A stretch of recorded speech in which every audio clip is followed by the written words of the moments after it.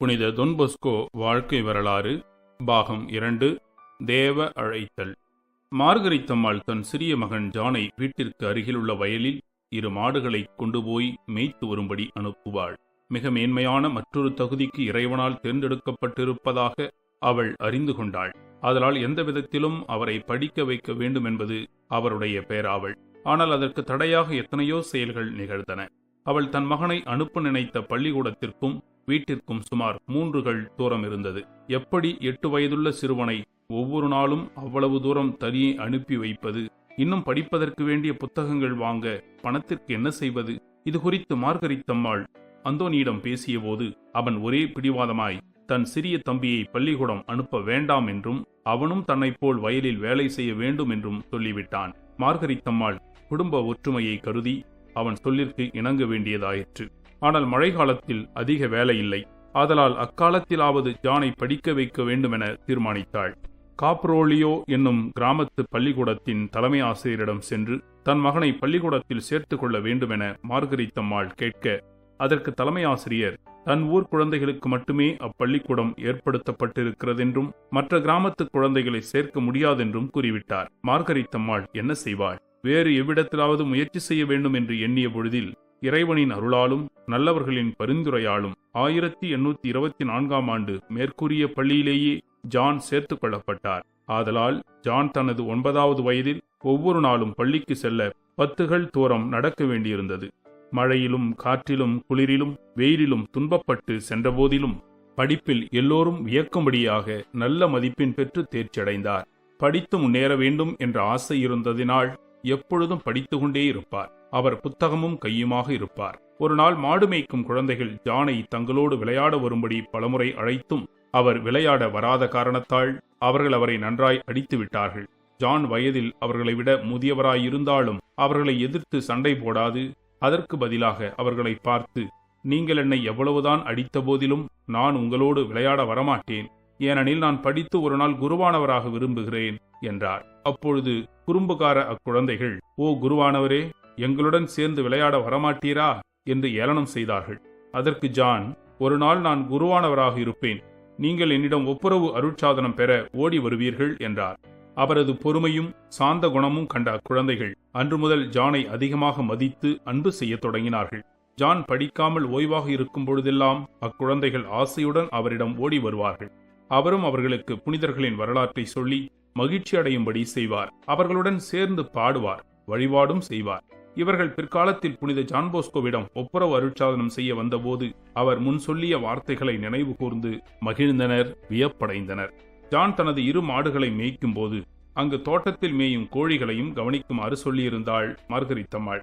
John படிப்பின் மீது ஆர்வமுடையவராக இருந்தமையால் எப்பொழுதும் படித்து கொண்டே இருப்பார். ஒரு நாள் ஆழ்ந்து படித்து கொண்டிருந்த நேரத்தில் அவ்வழியே சென்ற அந்நியன் அங்கு மேய்ந்து கொண்டிருந்த வான்கோழியை திருடி கொண்டு விரைந்து சென்றான். சிறிது நேரத்திற்கு பிறகு வான்கோழி அங்கு இல்லாததை கண்ட ஜான் திடுக்கிட்டு சற்று தூரத்தில் விரைவாய் நடந்து செல்பவன்தான் எடுத்திருக்க வேண்டும் என நினைத்து அவனை நோக்கி விரைந்து ஓடினார். பிறகு அவனை வழிமடக்கி கொண்டு சொல்வார், என் வான்கோழியை கொடுத்தாலொழிய உன்னை விடமாட்டேன். உன் வான்கோழியா? நான் திருடன் என எண்ணிக்கொண்டாயா? மரியாதையுடன் வழிவிடு, இல்லாவிடில் நீ திருடிய வான்கோழி திரும்ப கொடாவிடில் உன்னை நான் விடப்போவதில்லை, இது நிச்சயம். இவ்வளவு துணிச்சலா உனக்கு? உதைப்பட்டு கொண்டு வீடு திரும்ப உனக்கு ஆசையா? வழிமறிக்காதே. உடனே என் கோழியை கொடுக்காவிடில் உரத்த குரலில் மக்களை அழைப்பேன், என்ன சொல்கிறாய் என்று கேட்டதும் அம்மனிதன் சற்று தயங்கினான். உடனே அங்குள்ள ஒரு வேலியை தாண்டி கோழியை மறைத்து வைத்திருந்த கோணிப்பையுடன் திரும்பி வந்து ஜானை பார்த்து சொல்வான், தம்பி, அவ்வளவு கோபம் வேண்டாம். விளையாட்டுக்காக கோழியை மறைத்து வைத்தேன். நீ படிப்பில் மூழ்கி உன்னையே மறந்து இருப்பதனால் வரக்கூடிய ஆபத்தை எடுத்துக்காட்டவே அவ்விதம் மறைத்தேன். ஐயா, விளையாட்டு உங்களுடனே இருக்கட்டும். களவு செய்யாதிருப்பாயாக என்னும் 7ஆம் கற்பனை உமக்கு தெரியாதா? உடனே இவ்விடத்தை விட்டு செல்லுங்கள் என்றார். அன்று மாலை ஜான் தன் தாயிடம் நடந்த நிகழ்ச்சிகள் அனைத்தையும் கூறினார். மார்கரித்தம்மாள் அனைத்தையும் பொறுமையுடன் கேட்டபின் சொல்வாள், ஜான், நீ இன்னும் சிறுவன், உனக்கு அறிவு போதாது. தக்க அடையாளமின்றி யார் மீதும் வீண்பழி சுமத்தல் ஆகாது என்றாள். அம்மா, அவன்தான் திருடியிருக்க வேண்டும். சற்று முன் மேய்ந்து கொண்டிருந்த கோழி வேறு எங்கு போயிருக்க கூடும்? அவன்தான் திருடியிருப்பான் என நீ முடிவு செய்தது சரியல்ல. அவன் திருடியிராவிட்டால் அவன் மனம் புண்படும் அல்லவா? அவன் எடுத்தானோ எடுக்கவில்லையோ என நான் ஆராய்ந்து கொண்டிருந்தால் நமது கோழிக்கு போய் வா என்றுதான் நான் சொல்லியிருக்க வேண்டும். ஒரு கோழியால் அதிக நஷ்டம் ஏற்படப் போவதில்லையே. பிறர் அன்புக்கு ஊறு விளைவிப்பதை விட நமது உரிமைகளை விட்டுக் கொடுப்பதே மேல் அல்லவா? அம்மா, அப்படியெனில் நம் வீட்டில் ஒருவன் நுழைந்து நம் செல்வங்களையெல்லாம் கொள்ளையடிக்கும் போது அவனை துரத்தாமல் பார்த்து கொண்டாயிருப்பீர்கள்? செல்வங்களை கொள்ளையடித்து போக விட்டு விட்டால் பாட்டியையும் சூசையும் உன்னையும் எப்படி காப்பாற்றுவேன்? அவன் திருடியதோடு பொய் சொல்லவும் துணிந்தானே. பொய்யென நீ எப்படி சொல்வாய்?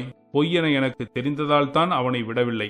எப்படி இருந்தாலும் நீ அவனை மரியாதையில்லாமல் பேசியிருக்க கூடாது. அவன் கோழியை கொடுத்த பின் அவனுடன் நீ அன்புடன் நடந்து கொண்டிருக்க வேண்டும். கடைசியில் குற்றவாளி நான் தானா? உனது நல்ல எண்ணத்தால் நல்லபடியாக முடிந்தது. மீண்டும் இதை நினைக்காமல் அம்மனிதனை மறுபடியும் காண நேர்ந்தால் அவனிடம் அன்பாய் நடந்து கொள். மறப்பாய் மன்னிப்பாய் என்னும் நமது ஆண்டவரின் பொன்மொழிகள் என்றும் உன் நினைவில் இருக்கட்டும் என்றாள்.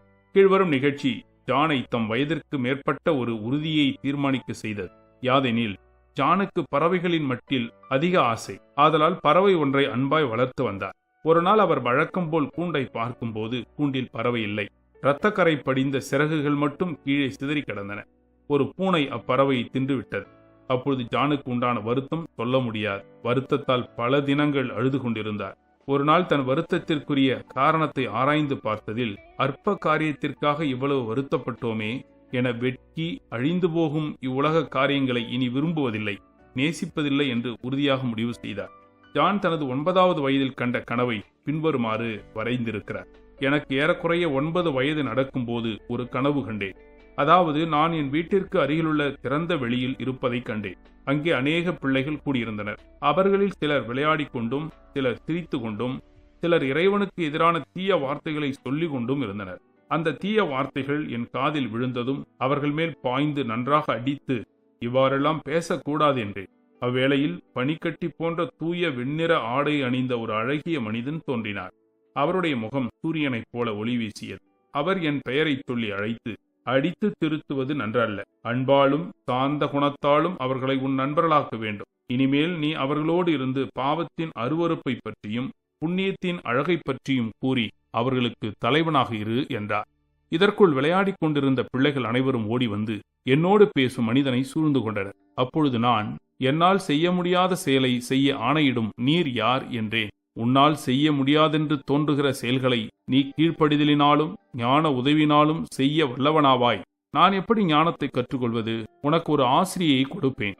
அவளின் உதவியால் நீ அனைத்தையும் கற்று அவளின்றி எந்த ஞானமும் ஞானம் ஆகாது என்பதை அறிந்து கொள்வாய். இவ்விதம் பேசும் நீங்கள் யார்? ஒவ்வொரு நாளும் 3 முறை ஒரு கன்னிகையை வணங்கி வர உன் தாய் உனக்கு சொல்லித் தரவில்லையா? அக்கன்னிகையின் மகன்தான் நான்.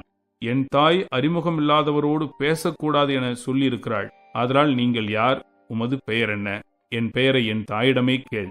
அப்பொழுது அழகு வாய்ந்த ஒரு மாதரசி தோன்றி என்னை அருகில் வரும்படி அழைத்து என் கையை அன்புடன் பிடித்து கொண்டு, இப்பொழுது கவனித்துப் பார் என்றாள்.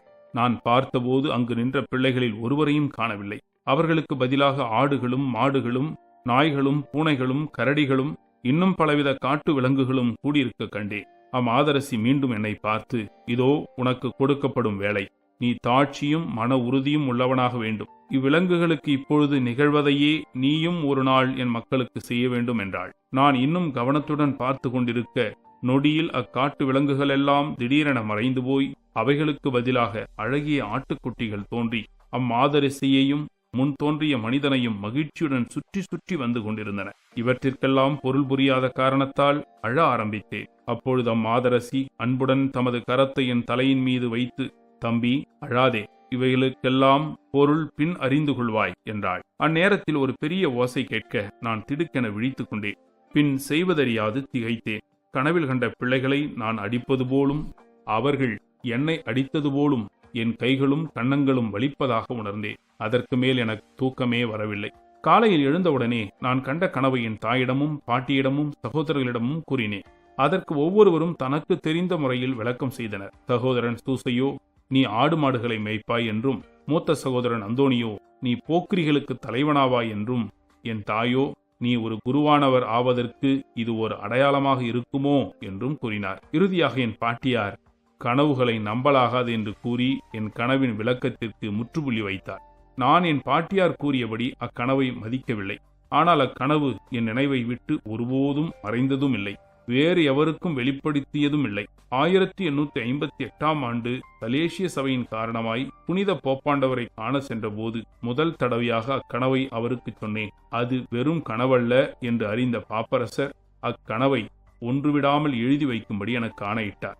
உண்மையாகவே இக்கனவு வெறும் கனவல்ல என்றும், இதை கொண்டு இறைவன் புனித ஜான் போஸ்கோ வருங்காலத்தில் செய்ய வேண்டிய இறைப்பணி இன்னதென அறிவிக்க விருப்பமாய் இருந்தார் என்பதையும் தெளிவாக பின்னால் அறியலாம்.